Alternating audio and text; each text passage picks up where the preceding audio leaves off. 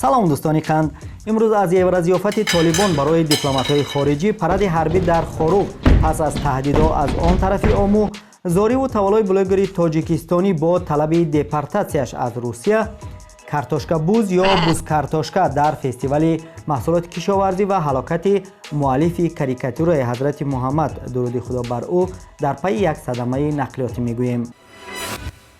аммо аввалтар аз ҳама мехоҳем ки ин наворо то охир бубинед ва назару андешаву пешниҳодҳоятонро бинависед. фикрҳои шумо воқеан ҳам муҳиманд. ба фонус обуна шуданро фаромӯш накунед, онро ба дӯстони хубатон тавсия бидиҳед. тугмаи писандидан ва зангуларо зер кунед. аз ҳамроҳиятон хушҳолем. рафтем. толибон ҳаракати фаъолияташ дар тоҷикистон мамнӯъ барои намояндаҳои дипломатҳои хориҷӣ зиёфати шом оростанд, ки ба таъкиди расонаҳо бо услуби чорабиниҳои дунявӣ ташкил шудааст.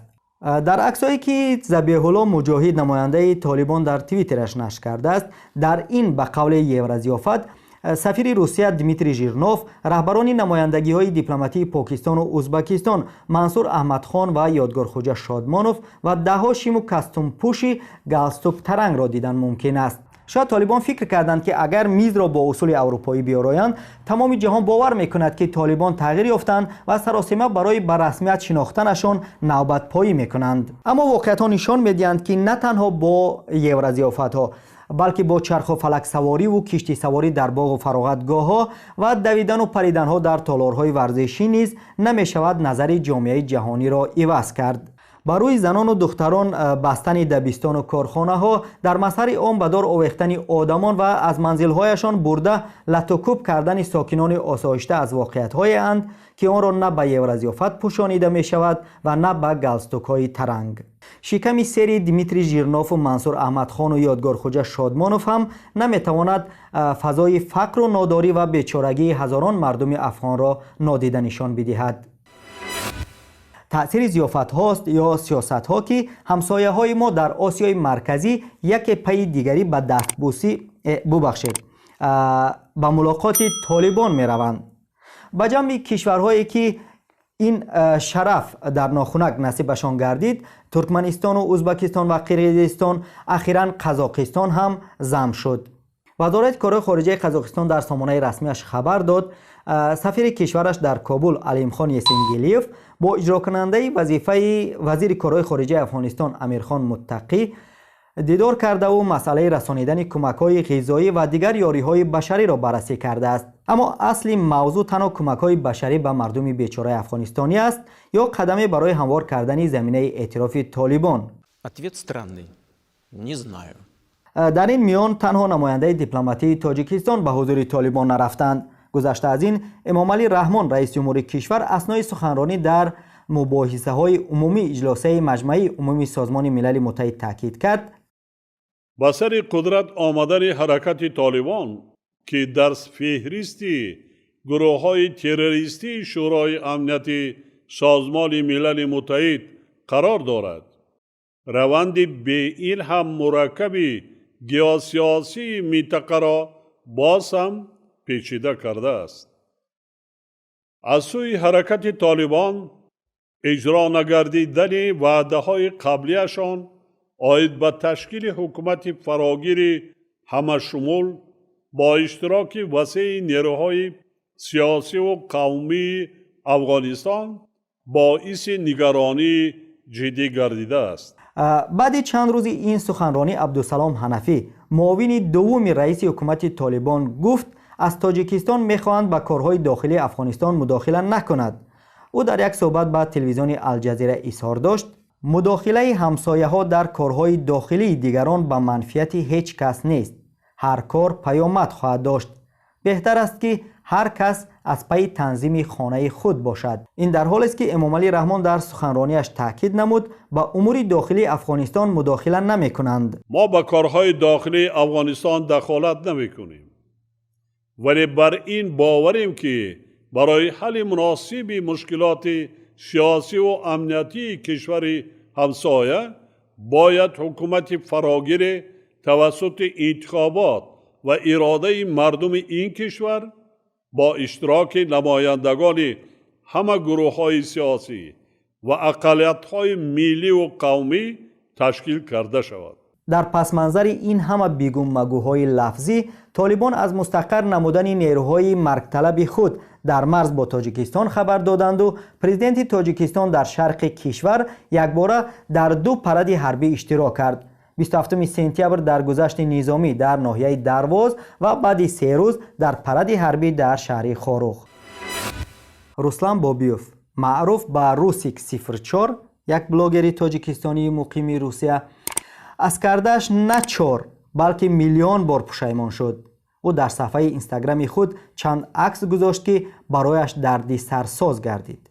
این عکس‌ها در نزد کلیسای برداشته شدند و روسیک با دختر در لباس پلیس عملهای دارای مضمون شهوانی انجام می‌دهد. این عکس‌ها هنوز لایکی در کاری جمع نکرده بود که چند ویدیو در شبکه‌های اجتماعی به سیر درآمد. در آنها رسلان بابیوف در حالت ترس و هراس و نزدیک به گریه کردن برای این عملش عذر می‌پرسد. به حد ترس خورده است که در گفتن کلمات دشواری می‌کشد. حتی می‌گوید عمرباد این کار را تکرار نمی‌کند. عموما از اینستاگرام استفاده نمی‌برد و حتی زارا می‌کند که او را از روسیه اخراج کنند. Я фоткался возле храма, возле храма. Я извиняюсь, искренне извиняюсь. Я никогда больше так не буду делать. И извинялся в форме полиции. Я фоткался, девушка возле меня сидит и с формы полиции. Я искренне извиняюсь. Я больше никогда, клянусь, не буду никогда такие вещи делать. با احتمال زیاد نواربرداری این ویدیوها کارمندان پلیسند و خدا میداند که به وی چی گفتند یا خدای نکرده چی کردند. زیرا از احتمال دور نیست که پلیس ها عمل انجام داده دختر را که لباس پلیس به بر دارد کدام پیام پنداشته باشند. واقعا هم نگفتن نماند که آن مرمیان هم که با لباس پلیس عمل عیب را اجرا میکرد بازداشت شده و برای 10 شبانه روز حبس شده است. مؤلف کاریکاتور حضرت محمد درود خدا بر او در پی یک صدمه به هلاکت رسیده است. ماشینی که لارس ویلکس 75 ساله همراه محافظانش 2 کارمند پلیس در آن قرار داشت به یک بارکش برخورده آتش گرفته است. لارس ویلکس را تا سال 2007 تا زمانی که با صورت به پیامبر اسلام توهین نکرد بیرون از سوئیسرا تقریبا کسی نمیشناخت. بعد این کارش عنوانی و تهدیدها صورت گرفت. القاعده گروه فعالیتش ممنوع در تاجیکستان رسام را برای خط دشمنان اساسی اسلام شامل کرد و برای قتل او $100,000 جایزه اعلام کرد. بعد این لارس را همیشه کارمندان پلیس محافظت میکردند. اما آنها نه اینکه نتوانستند جان رسام پیر را در پی این صدمه نجات بدهند بلکه جان خود را هم از دست دادند. هر نوبت بعد دیدن یگان حالت فکر میکنیم که ایده ها تمام شدند و دیگر از چیزی در حیرت نمیمونیم. اما هر نوبت هم شاهد میشویم که غلط کرده ایم. به نظر میرسد منطقه تاجیکستان در پیشوازگیری و سازمان دادن معرکه های آمادگی به سفرهای پرزیدنت یک نوع مسابقه اعلان نشده میکنند.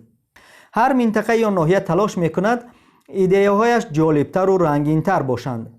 در گذشته مثلا اگر یک ناحیه پورتریت برای رئیس جمهور تقدیم میکرد ناحیه دیگر پورتریت کلانتر میسپرد یا پیشوازگیری های یک منطقه از منطقه دیگر بلجبتر بودند و همینطور در رسم نمایش محصولات کشاورزی هم عادت داشتیم که تلی میوه و پالزی ها را ببینیم یا با این محصولات نوشتجات را مثل خوش آمدید و مانند این.